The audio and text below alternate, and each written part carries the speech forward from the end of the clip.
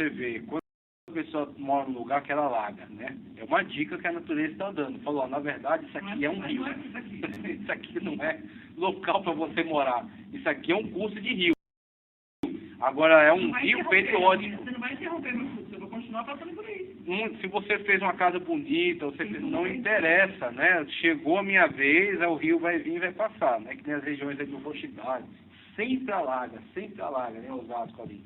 Por quê? Aquilo ali devia ser um brejo, devia ser um local alagado. O pessoal vai, mete asfalto para todo lado, constrói casa, vende. Só que você tem que procurar saber disso aí.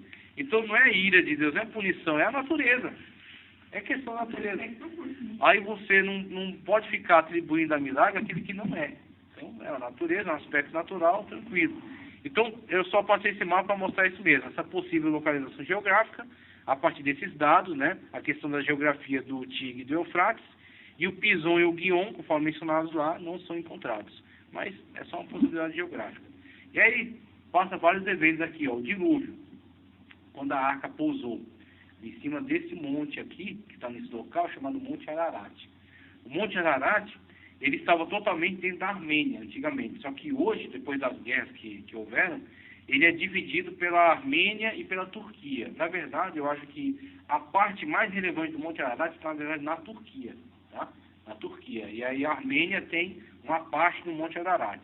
Então, antes estava totalmente dentro da Armênia, mas isso aí mudou com as guerras que houveram entre esses países, tá?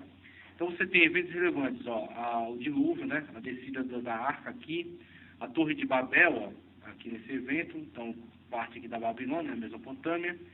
Você tem aqui, ele aponta aqui depois, os caldeus, ó, os caldeus nessa região. Então aqui, ó, Eufrates, Abraão saiu daqui, ó, peregrina margeando, ó, Eufrates. Essa região na antiguidade é chamada Arã, tá? O que hoje aqui você tem um encontro de várias regiões. Isso aqui é uma confusão, isso aqui é um caos, porque você tem a Turquia, você tem Síria, você tem Iraque, e todos se encontram aqui, ó. E na verdade, quem mora aqui nessa divisa desses países é um povo chamado curdo. Ou seja, a Torre de Babel é aí, né? É aí. E o povo curdo, ele é uma nação sem terra.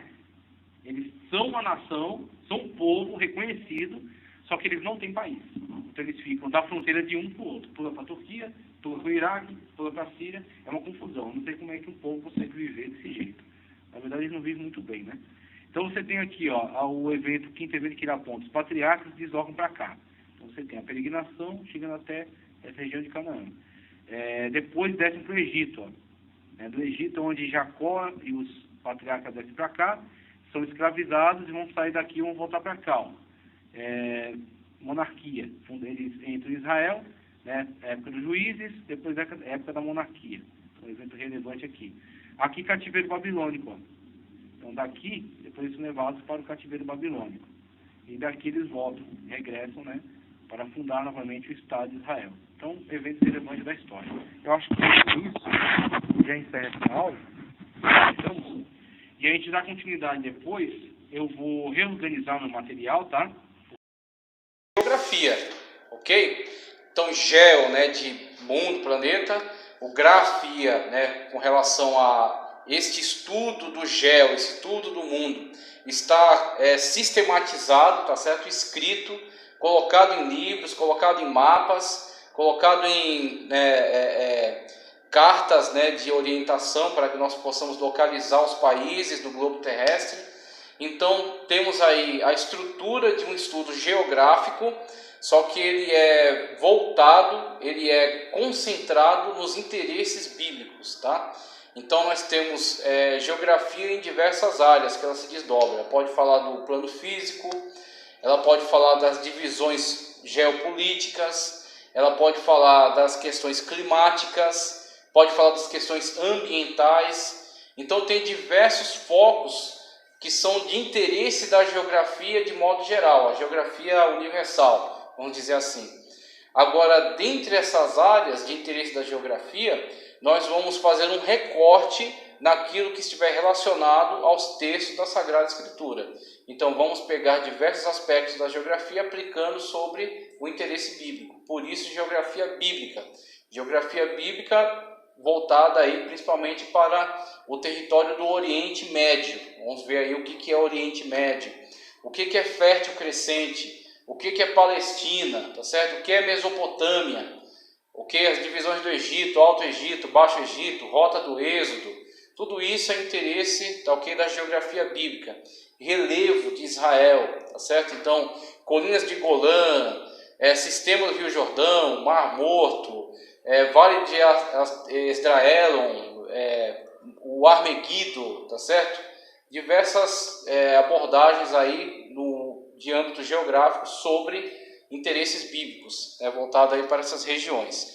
Então temos aí a importante matéria de geografia bíblica, que nos esclarece aí pontos muito relevantes da Sagrada Escritura. Uma coisa, por exemplo, que denota uma ausência de conhecimento geográfico, que leva alguns pregadores a cometerem equívocos, como por exemplo, na situação em que Jonas recebe uma ordenança da parte de Deus, tá, ok? Para profetizar em Nínive, capital da Assíria, alto da Mesopotâmia, tá certo? Só que Jonas, em vez de obedecer à ordem de Deus, ele desce para Jope, tá, ok? Então ele desce, litoral, costa mediterrânea da Palestina, toma um navio ali, provavelmente um navio dos fenícios, embarca nesse navio, paga a passagem, desce para o porão e vai dormir. Chegando em alto mar, ele tem ali uma tempestade, né? E depois de todo aquele diálogo, ele confessa, né, que está fugindo de Deus e que, no caso, ele tem que ser lançado ao mar. Os homens, então, relutantes, mas lançam ele ao mar. Ele é engolido por um peixe que foi providenciado aí por Deus. Inclusive, se você for buscar nos originais, o ser é descrito como monstro marinho, né? Kataimegalo, monstro marinho do grego. Então, o monstro marinho, ou o grande peixe, como alguns preferem traduzir, engole Jonas. Muito bem, engoliu Jonas. Jonas agora diz: eu clamei ao Senhor do fundo do inferno, que era a situação na qual ele estava, dentro de um animal, tá, ok? Então, a situação, provavelmente uma situação terrível que ele estava passando ali. Então, ele é vomitado, ok? Aí onde entra o equívoco pela ausência de estudo de geografia bíblica. Alguns vão cometer o sacrilégio de dizer que Jonas foi vomitado nas costas de Nínive. E agora, foi, não foi? Geografia bíblica vai nos mostrar que seria um grande equívoco dizermos que o grande peixe vomitou Jonas nas costas de Nínive, porque Nínive está muito distante da costa marítima onde estava o grande peixe. Então, Jonas foi vomitado na costa marítima e teve que ainda, depois, com certeza, tomou um banho, trocou de roupa, fez uma viagem de pelo menos 5 meses de caminhada da costa marítima do Mediterrâneo até o alto da Mesopotâmia, onde estava Nínive, capital dos assírios.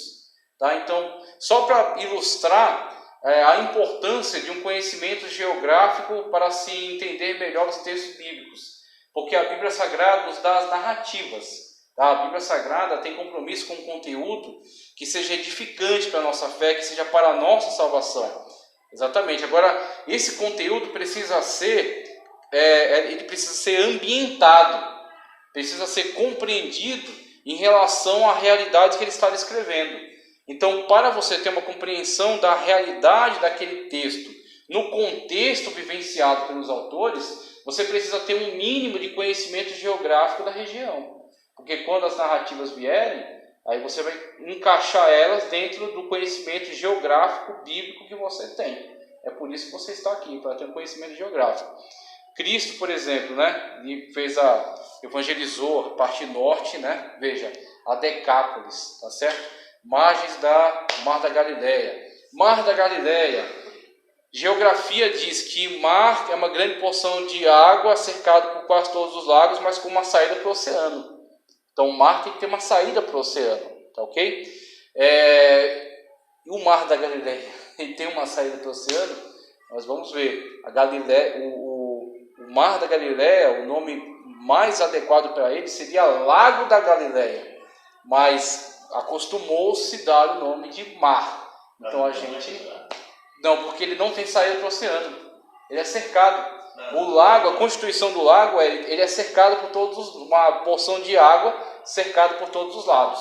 O mar, ele tem uma saída para o oceano. Então, mas será que deu não por causa do tamanho? Não é o tamanho, é por causa da condição física. Ele não tem saída para o oceano, então ele é um lago. Por exemplo,